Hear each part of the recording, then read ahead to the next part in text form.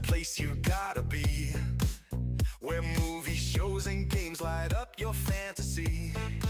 What's going on, everybody? Welcome back to another episode of Slavinsky Talk podcast. Man, I'm all out of sorts today. I was rushing around. I'm sorry about the late start, but hey, I'm here. How's it going, everyone? Whew, boy, crazy. Well, how's everybody doing?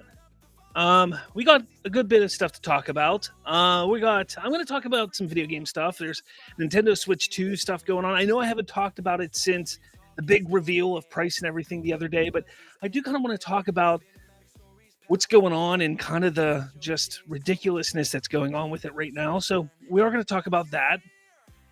There was a potential Xbox handheld teased. I want to talk about that. There's also some Harry Potter news.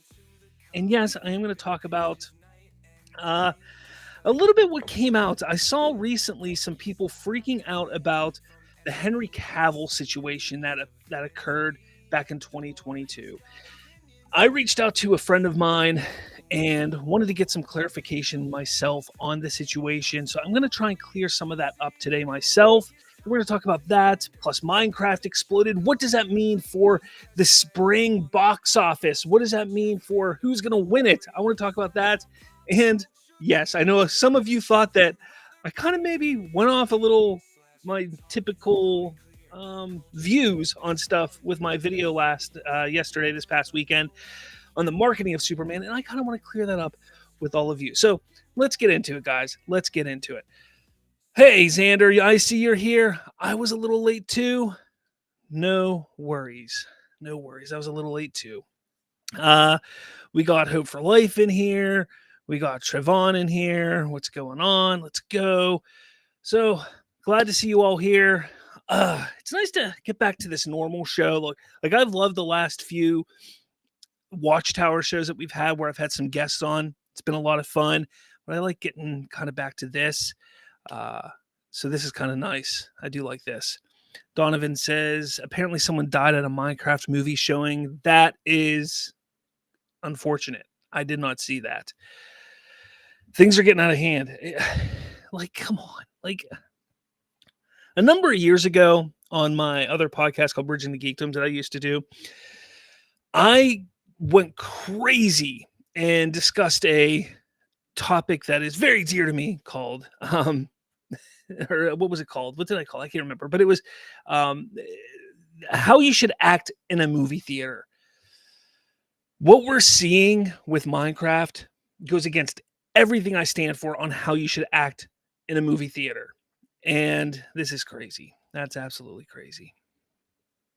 Xander goes, ugh, the Henry Cavill situation. Can we stop talking about that guy? Hey, I mean, I got to set the record straight. I got to make sure people, are not going to keep, being idiots about it. You know what I mean? You know what I mean? Anyways. Okay. So let's move forward. Let's pull up my share screen here, which doesn't have a shared screen because I am a slacker. All right. And that's not even my share screen. This is. There we go. Man, I am way off today.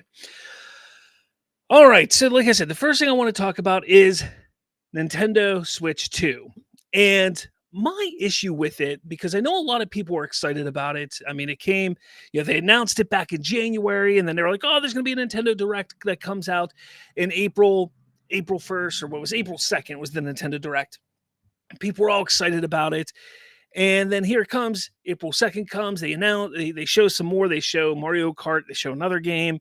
It was kind of like pretty much a letdown, if you ask me. It is an outdated system.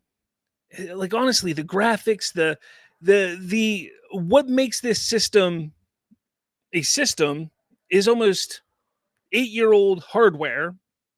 It is a 8-year-old gimmick, and they're selling it for over $400. And Nintendo's boss acknowledges that Switch 2 price may be out of reach for some. And then he sits there and says, but we still have Switch 1 support. Now, this is coming from that Park Place. As discussion around the Nintendo Switch 2 price continues to dominate headlines, Nintendo of America president Doug Bowser has weighed in directly. Bowser, that's a perfect name for him. He is definitely the villain here. Has weighed in directly on the growing debate. In a new interview with Canada's CBC, Bowser addressed concerns about affordability and shared more details on Nintendo's long-term hardware strategy.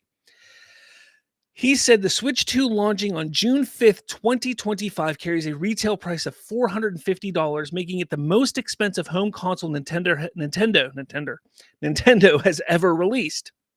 Combine it with first-party games game prices reaching $70 to $80, some fans and analysts have raised questions about whether the company risks pricing out segments of its audience. In response, Bowser acknowledged that affordability is on Nintendo's radar. We recognize there are some people that may not be able to afford the Switch 2 price point, he said. That's why we want to make the other Switch platforms available so people still have an opportunity to come into our gaming universe, be a part of these characters in these worlds, and see value, if you will, in whatever rung of the platform they come in. Bowser went on to emphasize that Nintendo will continue to sell and support the original Switch family, including the base model, the OLED model, and the more affordable Switch Lite into 2026. Several new first-party titles are still planned for the original hardware, offering players an alternative path into the ecosystem. So, I'm going to stop there. My issue with this, and we saw this, I believe it was with was it the PS3 or PS4 era, Xbox One, PS4 era, I think, where the prices weren't crazy, but they were there, and you couldn't get the consoles, but they continued the support with the older consoles, and people want the new consoles. They don't want the older consoles. I think Xbox did it best. Microsoft did it best with Xbox in this latest generation, having that S model and then the X model. I think they did it best because you were able to get a cheaper model that didn't have all the glitz and glamour of the more expensive model, but it was cheaper, more affordable, and you could still get the modern and the updated games looking good and great. I have one sitting right here. Right here. I have the more expensive one down in my home entertainment stand, but that is downstairs, and I have the cheaper model here because this is the one I bought early on, and then I bought the other one later on. That's what Nintendo should have done here. I think this is a terrible move, not to mention what's going on politically with the tariffs and everything like that. That is just a terrible move on Nintendo's front because there's a possibility the prices could be going up even more. Add to that the price of the games. The games going $70, $80, possibly $90 for some games is a possibility because once this is first party games that we're talking about for $70, $80, but once these third parties see, oh, people are going to buy these games at $70 and $80, well, then the third party manufacturers, the third party developers, I should say, are going to be like, well, why can't we do $80 and $90? And that's what's going to start happening. I just think it's a bad move going this route. I really, truly do. I don't think it's a good route and a good move to go this direction. But let me know your thought point here. Yes. Trayvon in here says PS3 was a $600 price point. That was a terrible move on their part. That really priced them out. And I think that gave besides the part that the Xbox had a year head start, if I'm not mistaken, the Xbox 360, but that really gave a big boost to the Xbox 360 and why that console won that generation. But that's besides the point. I'd love to hear what your thoughts are on this because when I sit here, I have multiple kids who want this new Switch, but I sit here and I see $450 price point for it, possibly more with these tariffs, plus the games being as costly as they are. I'm not getting it right away.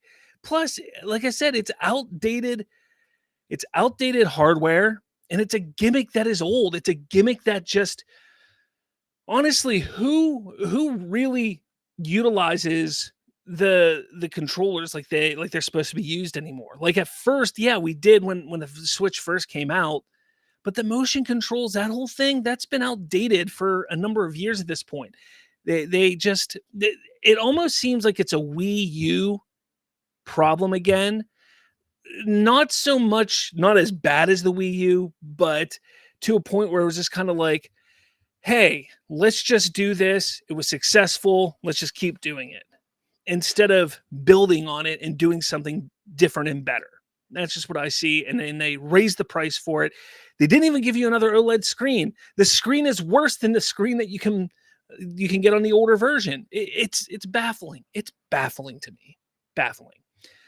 Trayvon says, to be fair, PS3 was attaching then revolutionary Blu-ray player with their console. That is very true. But PlayStation was known to do that. They did that with the DVDs, with the PS2 as well. So they were known to do that. But yes, yeah. Jalen goes, MFer, I'm late. It's okay, Jalen. Jalen, I can't talk. I gotta calm down. Calm down. All right. Anyways, let me know your thoughts in the comments below. What you think about the Switch 2. Next up, what is next on my list here? We'll keep it on with the video game stuff. This one's interesting. Xbox branded handheld teased by Asus. This was just a couple weeks ago on April 1st. Oh no, it was a April Fool's joke. Well, Asus kind of teased on March 30th. And this wasn't on April 1st. It was March 30th. This little here, it wasn't April 1st. The reason why I'm bringing this up is because of my anger towards the Switch thing. I wanted to bring this up. I don't even know if you can hear the music here at all. But it's this little robot doing this little thing.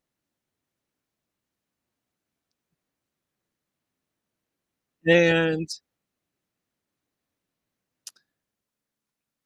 a little cute little robot guy.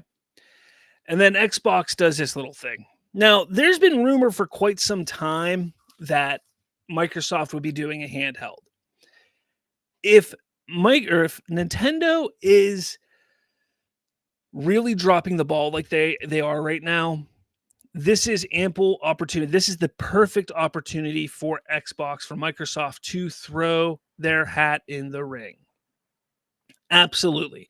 If they were to throw their hat in the ring right now, this might be the opportunity to do it. If they can get under that $400 price point, even with it, they would run the show.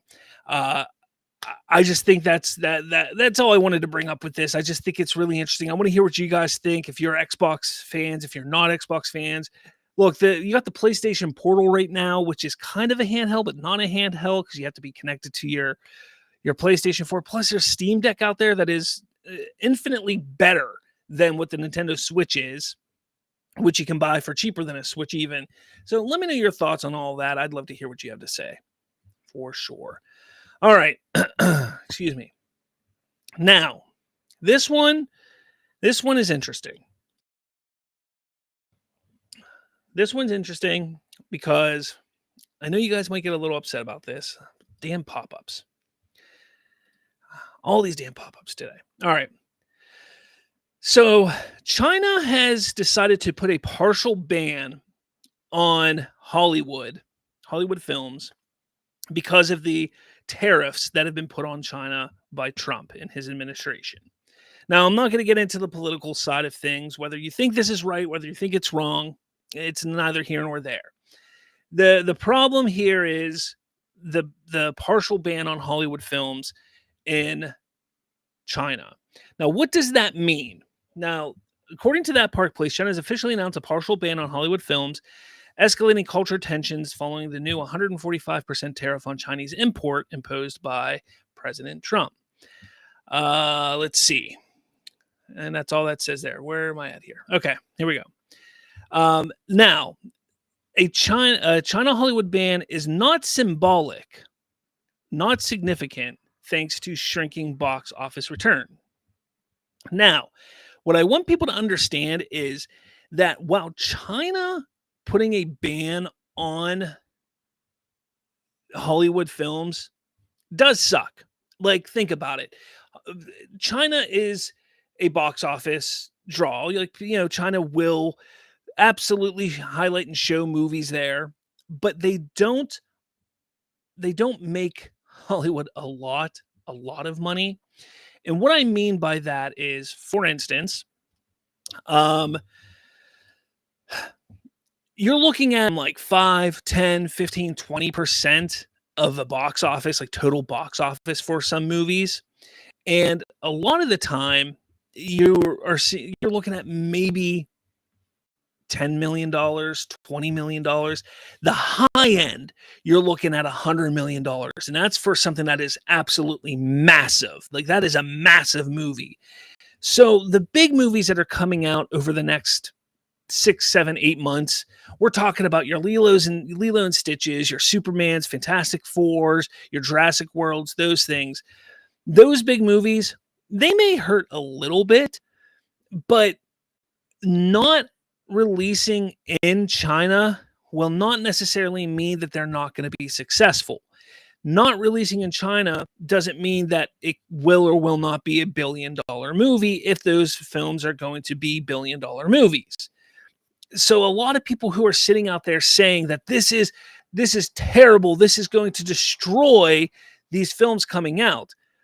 Individually, no, it's not going to hurt those films individually. Where this hurts, though, is Hollywood as a whole. Okay, so when you think about it, getting that extra $10 to $15 million or $20 million from China, that's $20 million that they could then take and throw at a smaller film at the studio to make, or that's another $15 million that they could put towards somebody's salary for another upcoming movie.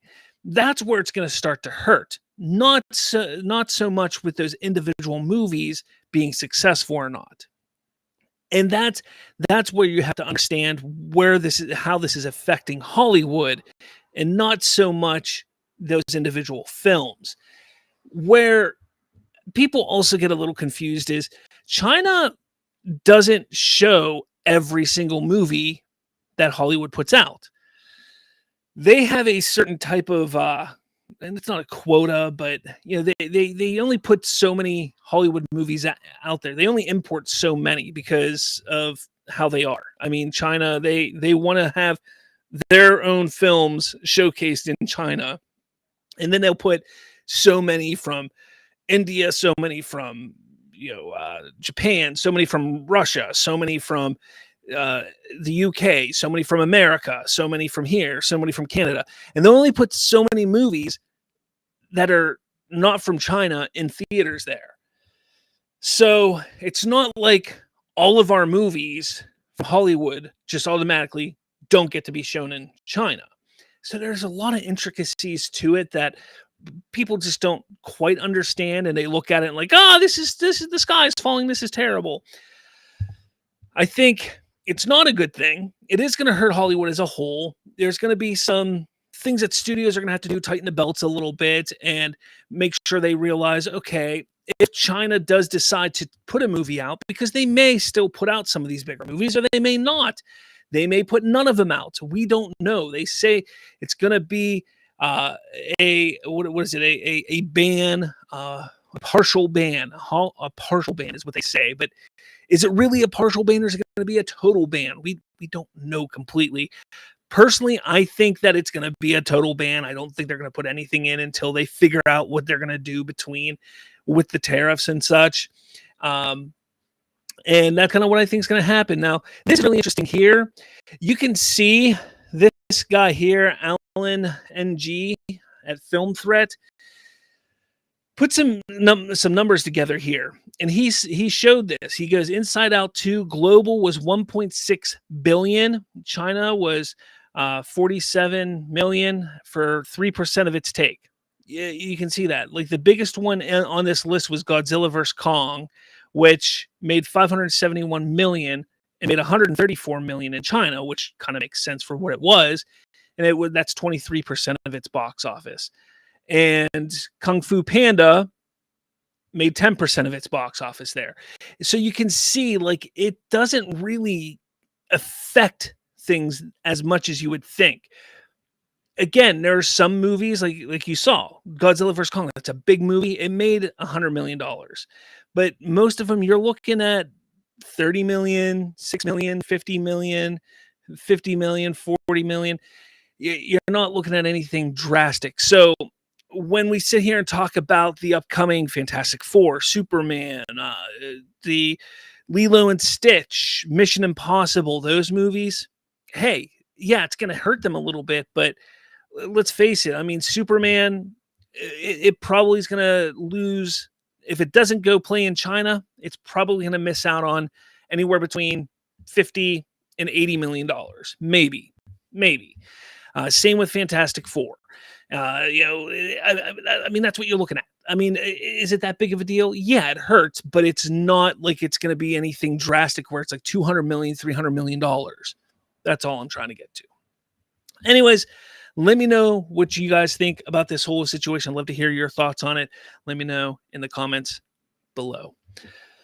All right. I'm going to stop for a second, see what you guys are saying over in the comments. You guys got a lot of things here because I'm going to switch up what my next story is in a second. Donovan says, anyone associated with film threat, I don't trust. I got you. I understand what you're saying there.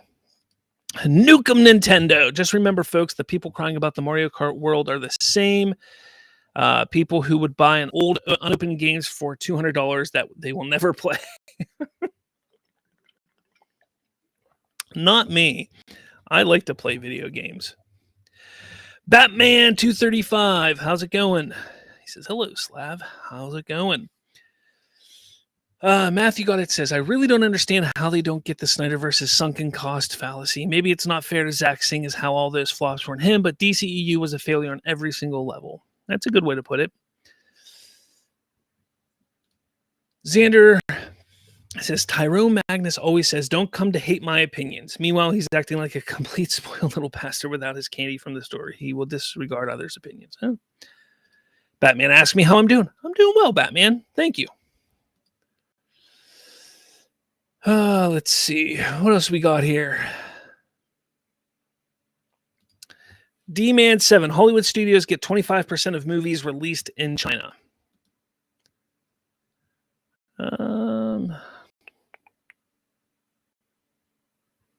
Trayvon says, The Dark Knight and Spider-Man No Way Home were both fine without China. Yeah, I mean, that's the thing. So many movies have already gone out in China and have done very well without China.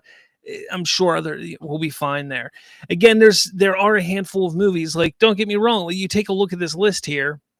Having like Disney having that $48 million, I'm sure they would like to have that. Especially Warner Brothers, or not Warner Brothers. Who was it that did Godzilla vs. Kong? I mean, Warner Brothers distributed it, but that was Legendary Pictures. I'm sure they would like to have that $135 million right there. But again, it's not the end of the world. So, all right, we're going to move on. So there was a Deadline article. I did a video on it, talked about it. I talked about this specifically here. But people are freaking out about it. And I want to talk a little more about this situation. Like I said, for quite some time, I've talked about the Henry Cavill situation that happened in 2022. Henry Cavill was used. He was used to help bolster Black Adam. Black Adam, as it was about to come out, was not looking very great. The DCEU was failing. The fans wanted something different. The Rock wanted to have a successful DC universe. Not only that, Zaslav stated that he was looking for someone to run the new DC into the future. So The Rock and his team at $7 Productions, they were like, we want to be those people. We want to run DC. Hiram Garcia, Danny Garcia, his ex-wife and business partner of $7 Productions, The Rock, they're all about it. That's what they wanted to do. So they were trying to finagle and find a way to make this happen.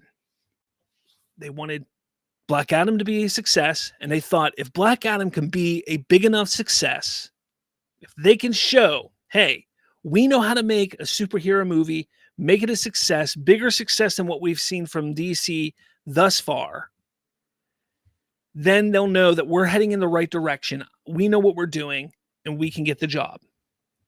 And that's what they were trying to do. Now, with that, prior to that, Michael DeLuca and Pab Abdi were working at Warner Brothers Pictures as producers. And they were instructed to kind of take over what was going on at DC at the time. Now, if you remember, Walter Hamada kind of was pushed out. He was kind of, when Zaslav came in, when Warner Brothers Discovery came in, Hamada was there just to be a suit. Like, he really wasn't working there. All the stuff that was going on, everything he set up, he was kind of there just in name until all his films came out, essentially, and then he was done. But Abdi and DeLuca were there kind of taking the reins, and they were trying to set up a future that way that they still had things coming out down the line. And because things were still, they weren't really sure what was going on, they hired James Gunn, and they did this in secret to write a Superman script. Now, that isn't a bad thing. This isn't something that isn't like unnatural to happen in studios. Producers will hire writers all the time and not announce it. And when he says in secret, he's not sitting there like saying, "Oh, we didn't tell Zaslav, we didn't tell this person, we didn't tell this person. Like, we did it all secretly, and there was backhand deals and stuff." Like, no, when he says secretly, it wasn't announced to the world. It wasn't something that they announced publicly. They didn't tell people publicly that this was going on. It was simply, "Hey, we want to hire you to write a Superman script. Can you write a Superman script? Can you get this done? Blah, blah, blah." This is, and they probably gave a vision of what they're looking at doing. It was probably to start fresh in some form or fashion with Superman. That is my guess. So what I did was, when everybody started freaking out about this, my understanding for quite some time was that Abdi and DeLuca were on the side of Dwayne Johnson and $7 Productions, that they were very adamant about getting them the job for DC Studios because they were going to be part of that. That was my understanding for quite some time.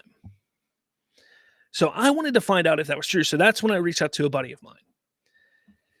Now, what they told me is that wasn't completely inaccurate, because they like The Rock. They like DJ.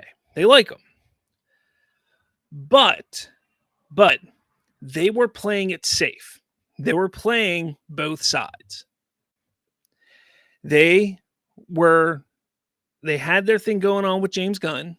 They were kind of setting stuff up over here, but they were supporting The Rock and seeing what would happen here. And if what The Rock did, if Black Adam was successful, then no skin off their teeth. They can just say, thanks, James Gunn, but no thanks. If what failed with Black Adam and the Rock, if that failed, then they go, "Hey, we got James Gunn over here to help us start fresh and new if we go that direction."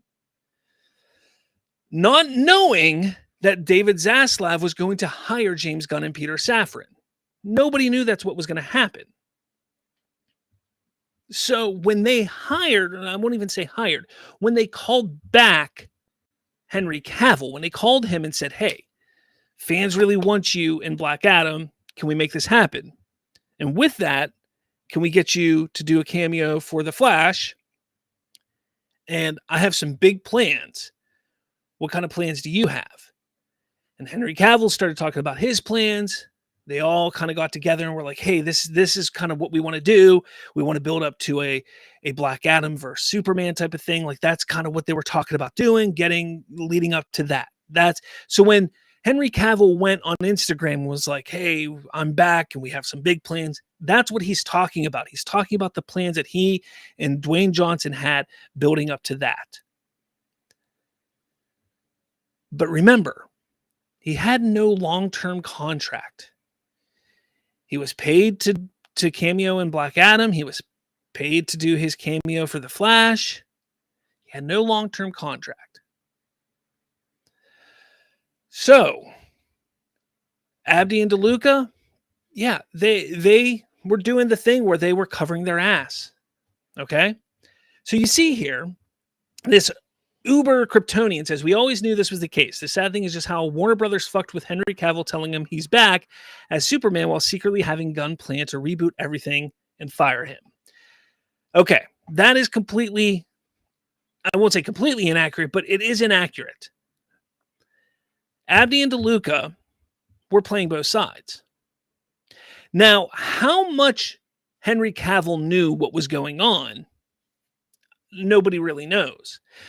But what's interesting is Henry Cavill fired his management team after all of that went down. His management team, which is Danny Garcia and her team. Keep that in mind. So he fires them because he walked away from The Witcher. He loses the Superman role.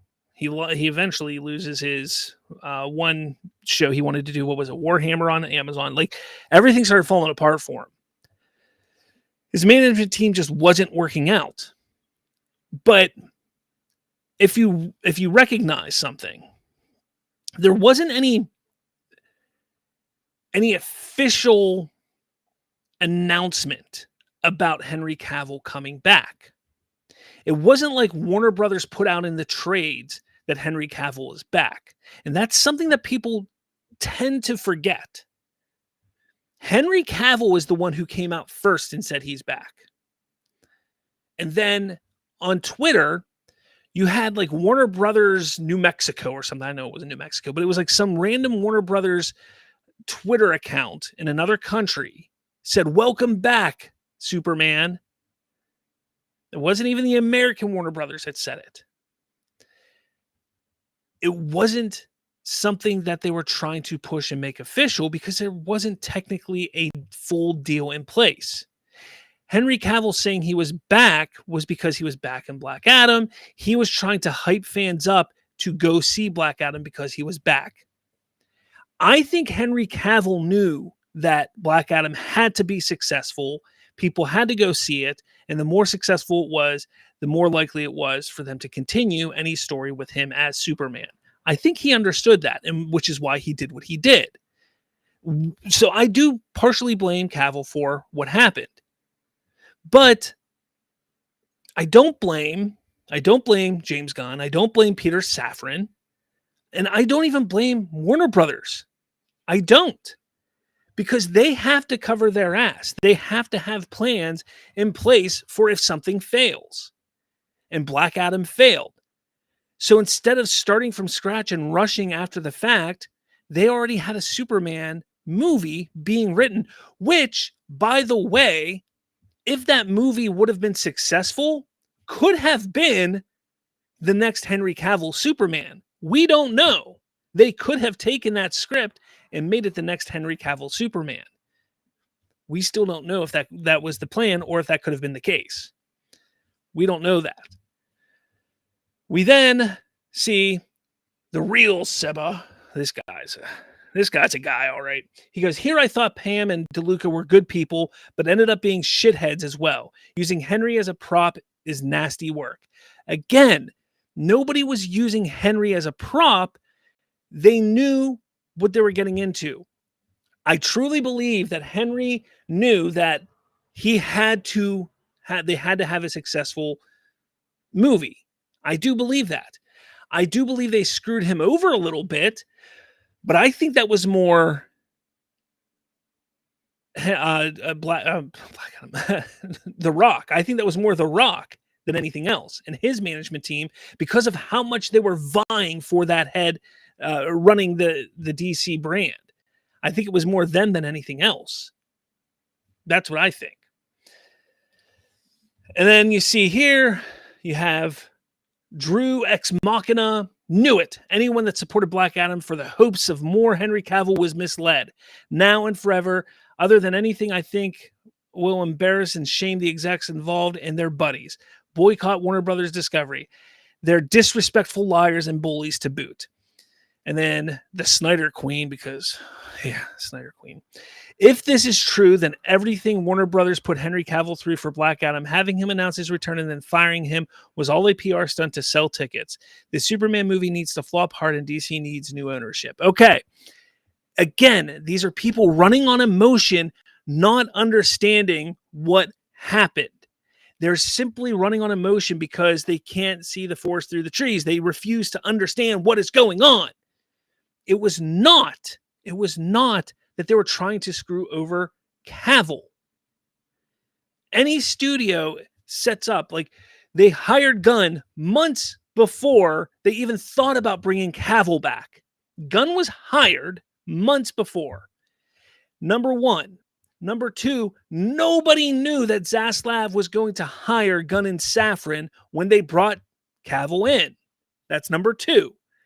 Number three, when they brought Cavill in, they believed that it would help boost Black Adam and hopefully push that movie and make a lot of money, and it would be successful.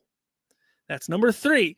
Number four, there's a possibility that they could have taken that script that Gunn wrote and made it a Henry Cavill Superman movie.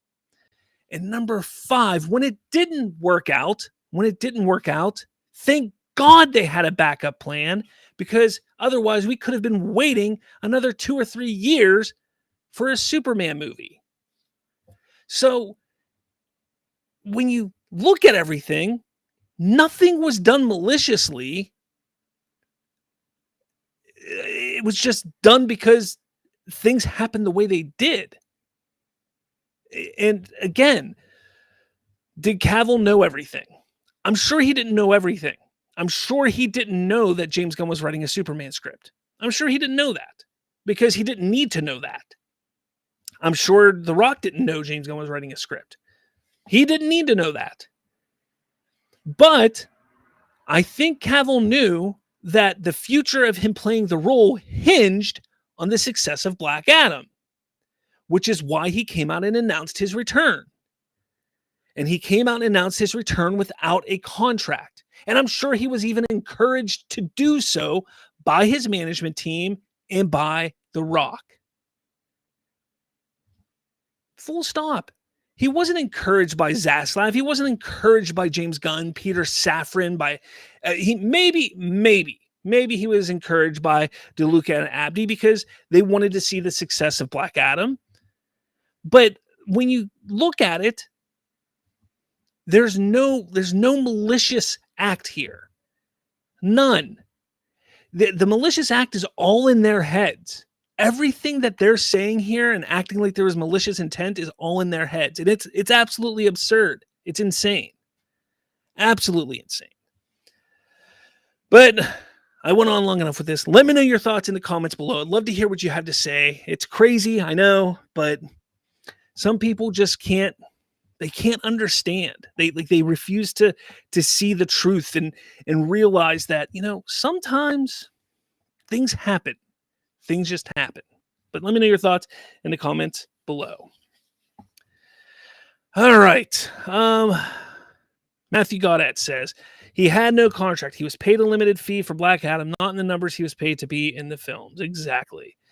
Xander says, using Henry as a prop like a Snyderverse cult don't already all the effing time. Like, it's hilarious that the ignorance and hypocrisy growing day. Donovan says, facts greater than emotion. Critic Chris, Cavill was never asked to be Superman for Gunn's DCU. Gunn haters don't know the difference between being fired and not asked to come back. Batman 235 says, I really want to ignore unnecessary hate for Superman. Matthew says, I would have liked Justice League 2 if they recast the Flash, if it didn't cost $500 million to make. Darkseid and Apocalypse, New Gods also should have been made, but not by Ava. See, I think Ava DuVernay had one, like, what was it? What was that movie that she made that was decent? What was it? I can't even remember what it was called now. It's like right there. Right at the tip of my tongue. Anyways, like, and then everybody like freaked out and was like, she's the next big thing. And then they were like, hey, make a New Gods movie. And she was like, okay. And then it just never happened. So, all right. Let's see. What else do I got here? Quick about this. Harry Potter cast finalized for the Hogwarts staff, including Hagrid, Snape, and more. Let's see. Series regular in the Harry Potter show, Golden Globe winners John Lithgow, Janet McTeer, Papa Esiedo, and Nick Frost. And those are the people that are joining. It looks like John Lithgow will be playing Dumbledore. Janet McTeer will be playing McGonagall. Papa Esiedu, I can't say those.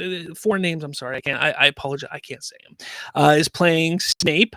And Nick Frost will be playing Hagrid. That's exciting. So that's fun. That's fun. In addition, Luke Thallion and Paul Whitehouse have been tapped to portray the respective recurring roles of Quirinius Quirrell and Argus Filch, who also both part of Hogwarts staff. So I think it's just a matter of time until we get the big three, Harry, Hermione, and Ron. So that's exciting. I don't know if you guys are big Harry Potter fans. I'm kind of a Harry Potter fan. I love the movies. I'm probably going to check out the show. I mean, I got to, right? I have to. All right. So moving on to this here. Minecraft. Holy crap, this movie just decided to blow up the world and just make a shit ton of money for no damn reason at all. Minecraft in its second week saw just a 50% drop. Only a 50% drop. That is fantastic for them. And it has scored $80 million in its second week. Where does that put it? That now puts it at $550 million worldwide total. 280 domestic, 270 basically internationally. That's like neck and neck right now. That is fantastic. Will it hit $1 billion? I don't know. Does it have legs? That's the question. Now, my oldest son has already seen it twice. Who knows if he's going to go see it a third time? He might. I don't know. Kids are going constantly seeing this movie over and over again. It's absurd the type of amount of times people are seeing this movie. Now, there really isn't another movie to kind of put the brakes on this film until Thunderbolts comes out. If you think about it, yeah, sure, Sinners comes out this coming Friday, but that's an R-rated vampire period piece movie. Minecraft, I mean, it's a kids movie, it's a family movie. The next movie that could put the brakes on it is Thunderbolts on May 2nd. So really, if you think about it, it's still got a good 3 weeks, 2-3 weeks left in it. If it makes another 70, 60, 50, 60, 70 million dollars this week, another 50, 60 next week, the following week, I mean, you're looking at probably a $700 million movie, $800 million movie. And then if it can go for another few more weeks, it could absolutely hit $1 billion, which is nuts. Absolutely nuts. Excuse me. Who would have thought that Minecraft, of all movies, would possibly hit $1 billion? Now, the great thing about this movie, it does a couple things, because everybody was looking at July. When it comes to Warner Brothers, they were looking at July, and they looked at July and said, Superman. Superman is the movie that has to save Warner Brothers. Not anymore. Now, it needs to do well. There's still pressure on Superman, but there was a lot of pressure on Superman.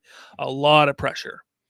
Minecraft being this successful, if it can hit that $850 million, like I think it's probably going to hit by the end of its run, hell, it may even hit $1 billion. But if Minecraft can hit that, it takes a lot of pressure off Superman. Not only that, but this Friday, I mentioned it, we got this movie coming out, Sinners. And it is sitting strong at 100% tomato meter after 45 reviews from the major pundits, the major pundits right now. 100% tomato meter. Now, I am excited to go see this. Now, I'm not sitting here saying this is going to be a billion-dollar movie. Not in any realm is that a possibility. This is probably going to finish 300, 400 at the most. At the most, if people go and see this, at the most, I don't see it topping 400 million. But let's be realistic here, okay? Because the big thing with Warner Brothers right now is people are unsure of what's going on with Warner Brothers. Can they get the big box office hits again? Can they get that? Well, right there, Minecraft. Can they get the critic darlings? Can they get the movies that critics love and fans love? Well, Sinners. So back to back, you may have two massive hits on Warner Brothers' hands, which then that there, right there, takes a lot of pressure off Superman. A lot of pressure off Superman, which is a great thing to see. Not saying that, Superman's going to be bad. It's just, it kind of lightens its load a little bit. Just like, okay, all right. Superman can be just what it needs to be. Superman just needs to be a superhero movie. Not a lot of pressure on it. And I think that's a good thing. I think that is a very, very good thing. Now, with all this, because Minecraft doing as well as it's doing, I mean, we're in the spring, guys. We are in the spring. Let's say it hits $1 billion. Could it be? Could Minecraft be the biggest spring movie? Could it be? Now, we love the Quorum now. I love the Quorum. It's a great site. Upcoming releases. This is the spring releases here. We got Thunderbolts. I'm just going to look at the big ones. Lilo and Stitch, Mission Impossible, Ballerina, and I'll say The Legend of Ochi as well. Those are the big ones that could be box office hits. Now, Ballerina, I don't think is going to be that big. I know it's a John Wick movie, but I think the John Wick movies, I think the biggest one was like 500 million, maybe. And that may have been the highest it's ever gone. Karate Kid, that's not going to be too big. Mission Impossible, they've never been big box office hits. Lilo and Stitch, does Lilo and Stitch overtake Minecraft? I think it does. I think it does, guys. I think Lilo and Stitch is going to be that one that is going to be the biggest. That could be the biggest movie of the year. I still think Lilo and Stitch could be the biggest movie of the year. Well, Avatar's the end of the year, right? So if Avatar comes out at the end of this year, that's probably, unfortunately. But this will be the number 2 then. But yes, that Lilo and Stitch is going to be huge. Absolutely huge. But I mean, come on. Like, this is just absurd to me. I still can't believe that it's, after 2 weeks, $550 million. I would never have imagined that. I'm telling you guys, I think it's possible. I think Minecraft could hit $1 billion. If it can do 60 to 70 next week, if it can then do about 60 the following week, and then it can hold strong through May, if they keep it in theaters through May, most of May, before Lilo and Stitch comes out, I bet you it can hit $1 billion. I bet you it could.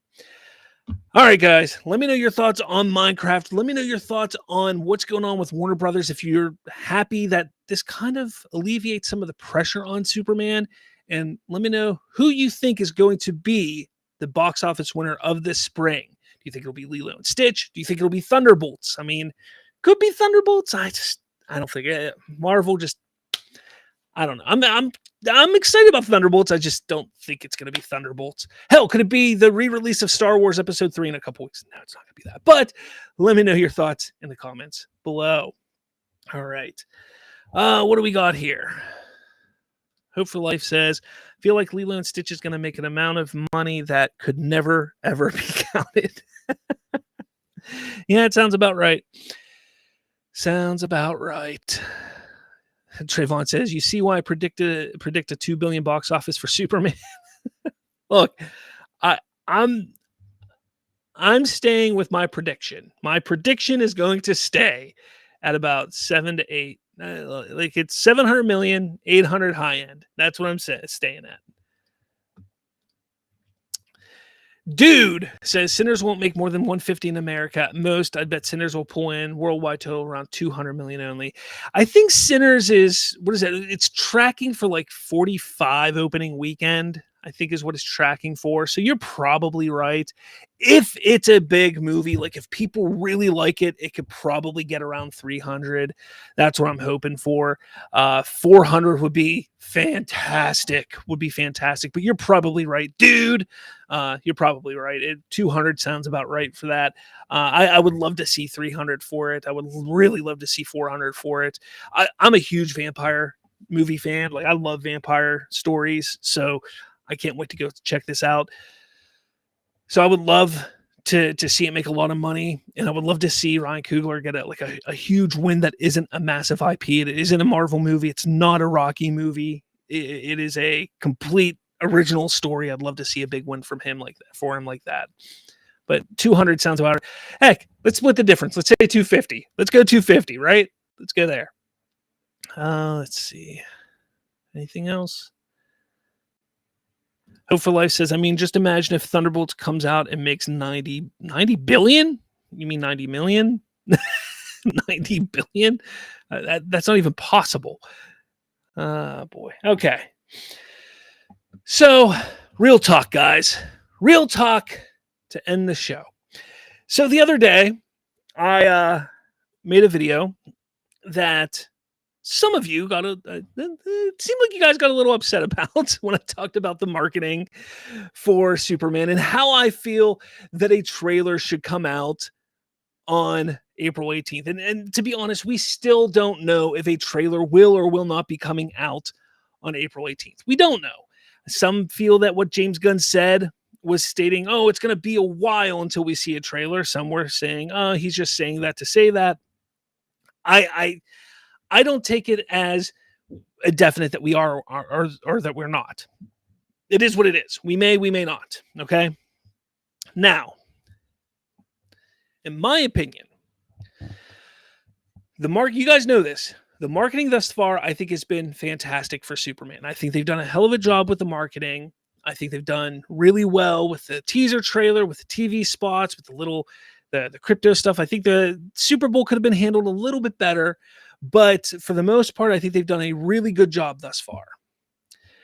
My reasoning for being upset if they don't release something on April 18th is because it is an easy sell. It is an easy get. It is an easy day. There's rumor, we don't know if it's true, but there's rumor that Fantastic Four is going to drop something this week. And that would kind of put them ahead of the game a little bit.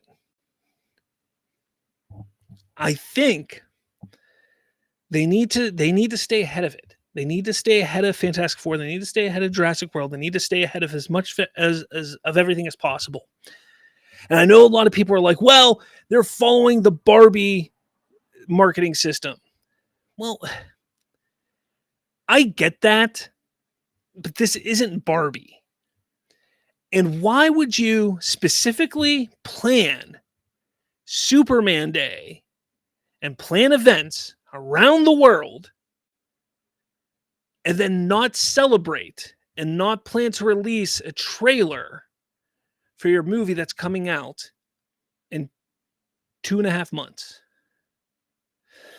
To me, that's a fumble. That is a fumble. Now, don't get me wrong. They could release the trailer the following week. They could release it the day before. That's fine. Excuse me. Completely fine with all of that. And I think that still falls in line, and I'll be completely happy with that. But if you're going to release it 5 days later, why not release it on the 18th? If you're going to release it a day before, why not release it on the 18th? Don't give me this stuff about Sinners releases on the 18th. It's not going to affect Sinners at all. It won't affect Sinners one iota. So that is taken out of the equation. So if you're not going to release it on the 18th, that means it's not going to get released until probably sometime in May. And to me, it's kind of like you completely missed out on an opportunity to highlight and showcase your movie on Superman Day. Now, there's people who sit there and say, well, the general audience doesn't know about Superman Day. That's just for comic book nerds. Oh, okay. Well, comic book nerds are going to want to watch Superman too, and they want to see the trailer. And once you release the trailer on Superman Day, the general audience is going to see the trailer also. Like, that's the thing. It doesn't matter, like, if the general audience knows it's Superman Day or not. The comic book nerds do. We do. And that's why it makes sense. Because there's already a planned, established day of celebration for Superman. And that's why I think that's the day it should happen. So when you guys sit there and you watch my video and you think, oh man, Slav, you don't know what you're talking about, you're upset, there's no reason to be upset, there's no reason to act like that, blah, blah, blah, whatever. Know that I'm coming at it with the best intention.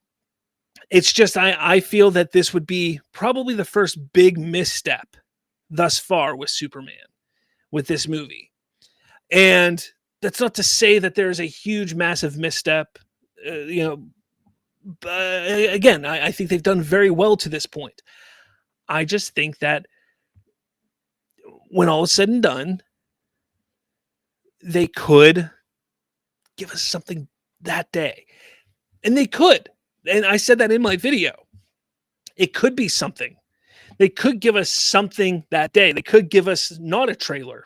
I hope it's not just a poster. I'd love maybe a behind the scenes or something to help promote the movie in a way that is not just a poster and not just James Gunn sitting there talking, because we've gotten that so many times already.